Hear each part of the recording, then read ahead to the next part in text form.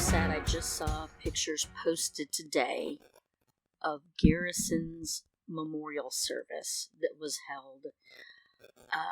Nevada National Guard posted on their Facebook page a day ago. It says, soldiers from the 1st Squadron, 221st Cavalry, along with friends and family, gathered yesterday at the Clark County Armory to honor the memory of Staff Sergeant Robert Garrison Brown, who passed away on March 4th.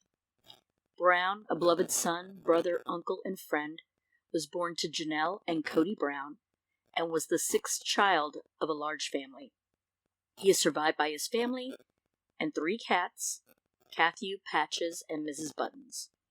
Preceding him were Cheryl Lee Brown, William Wynn Brown, and Curtis Taylor Brown. Known for his adventurous spirit, Brown traveled extensively, exploring multiple countries and continents. He had a passion for comedy, amateur sport craftsmanship, and adventurous photography, with his night sky photography particularly moving those who viewed it. As a staff sergeant in the Army National Guard and a proud CAV scout, Brown exemplified dedication to his country. He also had a caring nature, pursuing a career in nursing to help others. Brown's friends and family remember him for his sense of humor and ability to connect with others. His passing has left a void in their hearts. His memory serves as a reminder to cherish loved ones and prioritize compassion. The entire Nevada National Guard community shares in the sorrow of losing Staff Sergeant Robert Garrison Brown. We recognize the profound impact of his absence on our fellow members and the 221st Cavalry family who were deeply affected by the loss of their trusted companion. If anyone requires assistance during this challenging period, please reach out for support. Counseling services are available through the state's behavioral health counselor at 702-856-9436, the state psychological health manager / therapist at 725-377-1683, and the state chaplain's office at 775-220-1524, or the Suicide and Crisis Hotline at 988. I gotta tell you, looking at these pictures, it just breaks my heart. It's hard to not well up while seeing these devastating faces. The first image that pops up is Janelle sitting next to, I believe that's Hunter. And next to that, I think, is Cody's mother, if I'm not badly mistaken. Then Robin, then Cody. And David sitting next to Cody with Christine. And then next to her is Truly, I believe that's Isabel and Savannah. And in the back we have Garrison, Logan, his wife. I think we see Leon and Audrey behind as well. It's just devastating. It's, and everyone handles grief differently. And I see some people are having words about, that Robin is the one being consoled by Cody. But if, I doubt Janelle would want him sitting next to her. As a parent, I just can't imagine, and I'm not putting blame on anyone, but I can't imagine that she deep down doesn't have like a little bit of blame toward him. I mean, there's so many contributing factors to someone committing suicide. It's never one thing. I mean, and that's not something that people that commit suicide do too lightly, I don't believe. But I would just think in the back of her mind, she may have that nagging thought. And then there's Isabel and the other one looks so similar to me. I always get them confused. So I'm not, but I see the other one that's Isabel and I'll think of her name later. McKelty is on the other side with Tony, and then there's Gwen with her wife and Mary. So of all the wives, Mary's on the other side, but they're all in the front row. And it's, oh man, it was a good looks like a good crowd was there. They did the gun salute. I assume, I don't know if he was cremated. I don't see any casket, of course, because I'm sure he was buried a while ago, but this was the memorial service. Got a beautiful picture of him. Peyton and Hunter are standing behind the picture with the rest of the cavalry. Peyton, oh my god, he is a giant. He is so tall and very, very handsome guy. But they've got these steps with his boots, Garrison's, his gun, and the hat on top. So very, very loving tribute. And I'm wondering if that isn't a box of his ashes that's on the table there. I don't know that for sure, but it looks like it could be. There's another picture of Garrison on the other side of this table. And it's just he's so young to just give up.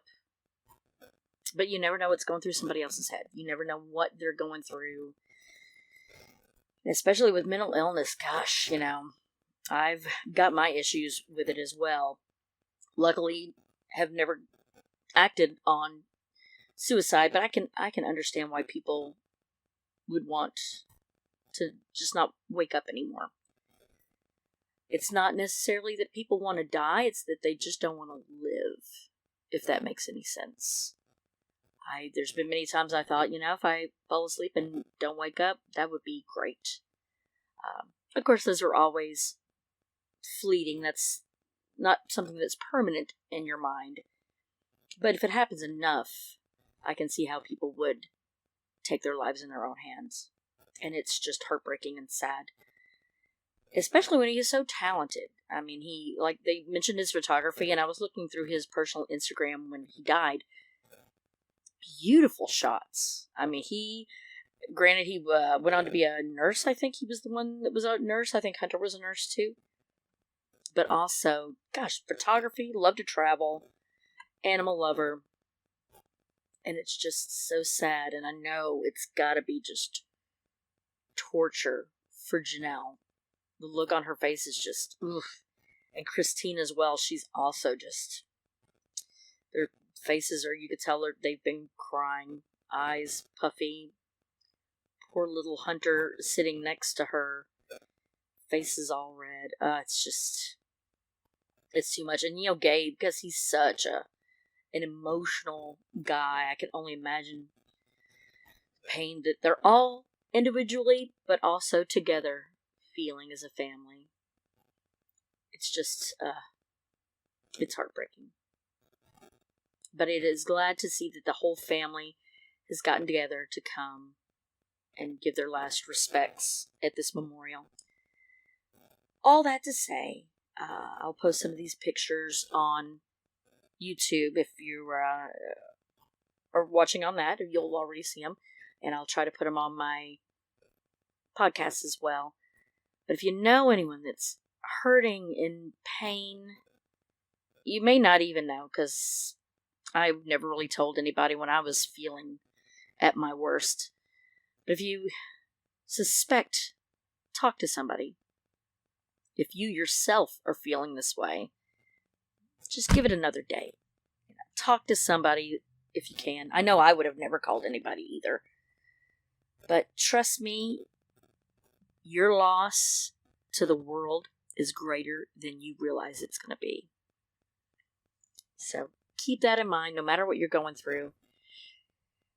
Medication helped for me, but a lot of people don't even try to go after help. But I think, with trial and error, nothing helped me right away. But over time, I think I've got a good mix of meds. And, it's not an exact science. A lot of it's trial and error. Some of the meds I tried made everything worse. But finally, I've got some that are seeming to work. They all have side effects, like this one's made me gain weight. Yay! But to not have crying fits, and I love when people are like, well, just, get over it. It's depression. It's fine. Just smile. If it was that easy, don't you think we would all do that? Have a little compassion when someone's actually going through. And anxiety and depression aren't just being a little sad or being a little nervous. That's a gross understatement. When you're going through anxiety and depression, I lucky enough to have both, yay, the anxiety is horrible. It is absolutely, your skin's crawling. You feel like you're going to explode. You can't be around people. Like going to the store is almost insurmountable. Driving a car is difficult. Depression trumps it. You can't get out of bed. You literally cannot get out of bed. It's like a magnet is holding you down in your bed, and you sleep so much. I personally don't love that I've suffered with both those things, and you don't even know how long you've been doing it. I remember there was a period of time in my 20s, early 2000s, I don't remember really ever getting out of bed. Was it a few days? Was it a week? Was it a month? I don't know. Time just was irrelevant. I would wake up at 2 o'clock in the afternoon. I would eat a couple of bites of something, would watch a little TV, and then by 5 p.m., I was asleep again. But then conversely, sometimes I would be just struck, I am now, with insomnia, where no matter what I do, things that would work for a normal person don't work for me.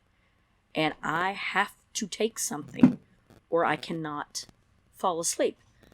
I've even tested a few times. I thought, well, maybe if I just, I'll go to bed when I'm tired. And the sun would be coming up. I'd finally have to take something to go to sleep.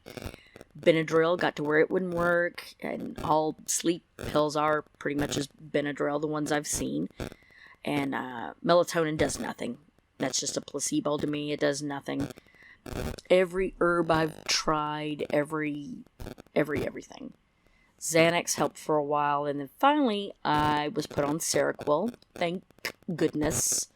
It made me a zombie for a little while, but now it's fine. But I have to, if I don't take it, think, oh man, I've been sleeping so good this last month, I don't even need this. And try to skip a night, can't go to sleep. So, I don't know what my brain is doing. I don't know if it's mental, I don't know if it's menopause, if it's a combination, but I've been suffering from insomnia for 20 years now, and that's frustrating and exhausting. And that's, I don't know if I can contribute my anxiety and depression to that, possibly. My old doctor thinks that I may be bipolar. Yay! Even more crazy. But crazy does run in my family, so it makes sense. But there's so many, especially men don't want to go see a doctor at all, let alone for therapy.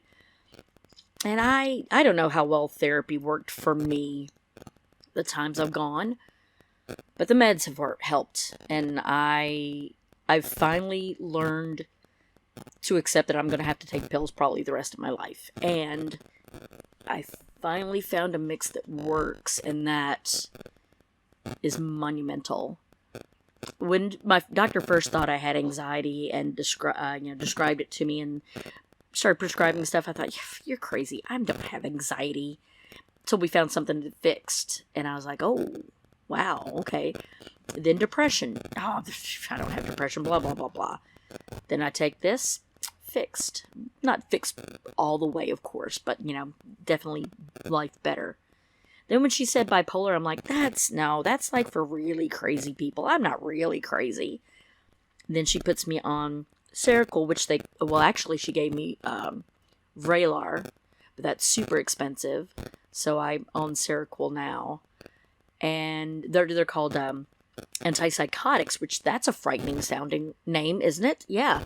Antipsychotics, that's what I'm on. But I gotta tell you, it's working. I mean, when COVID started in 2020, I wasn't well. I would have these massive panic attacks like I had when I was in my 20s. For a while, I didn't have any at all. Like when I was living in Los Angeles, didn't have any at all. Amazing. Here I am, another state, another life. And I had my little prescription for Xanax in my wallet. This is when they still wrote on a pad your prescription. But I never even got it filled because I didn't need it. And then, boom, out of nowhere, I need it again. During COVID, I mean, I was afraid I was going to get evicted. I hadn't worked in forever. And if you're living in cities, I know some people are like, oh, well, these people are making more than they were making working. Well, I don't know who those people are. Those people weren't me. If you're living in any kind of city, what's that $600 a week that we were getting? Yeah, that doesn't even pay for your rent, hardly. So, I was a lot of rocking back and forth. No shit. Rocking back and forth. I would have these, I don't know, like hyperventilating almost, where I'd have to put my head between my knees. It was so intense. And just breathing like, when they said, do you have trouble breathing? I'm like, yeah. Which I do for a number of reasons, asthma, heart condition, but this is, out of left field, very awful. And the people that have never had it, I hope you don't. I would never wish this on anybody. But for people to dismiss it so easily, saying things like, just get over it. Just, do this, just do that, just think about something else. I have to laugh at those people. If it was that simple, don't you think we all would be doing that? Don't you think we've thought of that? But no, it's not that easy. It's not that easy. Which therapy works great for some people, and I highly recommend it. My first time going to therapy, bless her heart, she was sweet lady. God, I think I saw her for a year or more. All that came out of it was just me hating my family more than I did before. It brought up things that I think I'd pushed down. But yeah, it made me not want to ever go around my family again. Long story short, I will never go around my family again except for my daughter. She's the only one I care about.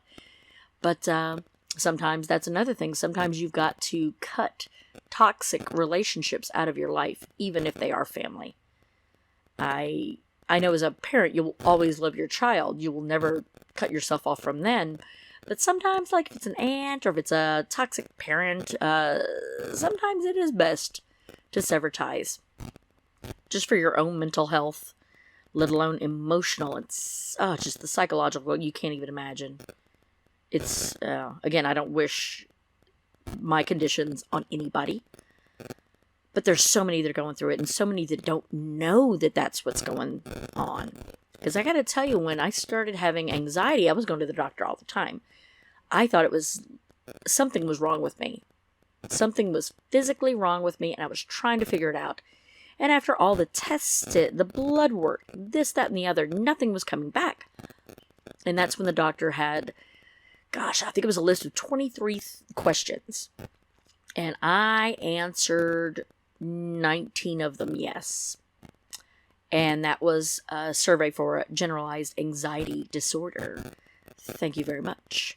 And then, of course, I have the generalized depression, or major depressive disorder is what it's called. Also, I have seasonal affect disorder, where, again, you don't get enough vitamin D from sunlight. And, yeah, I don't know how people can live up north with very little sun. It would absolutely make me crazy.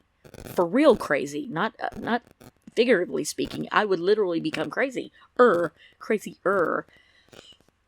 But, oh, geez, again, so many people don't want to talk about it. I don't care, if maybe what I'm going through could help somebody else, might as well. I don't think it's any secret that I'm a little nutty, so might as well. There's nothing I can do about it except take my pills. But, again, if my story can help somebody to not do anything drastic, to maybe go seek some help, knowing that there is a light at the end of the tunnel, even though you don't feel like it at the time, I'm happy to tell you anything and all about me just to help that. Because I know I went through some just a horrible time around 2000 to 2003. And then again, starting around 2019 to now. So, yay, every 20 years I'm gonna be crazy. So that's fun. But everyone goes through things, some to other extents than others, some more drastic than others, but definitely there's no stigma in seeking help. At least not like it used to be. And just hug your loved ones because you don't know how long they're going to be here.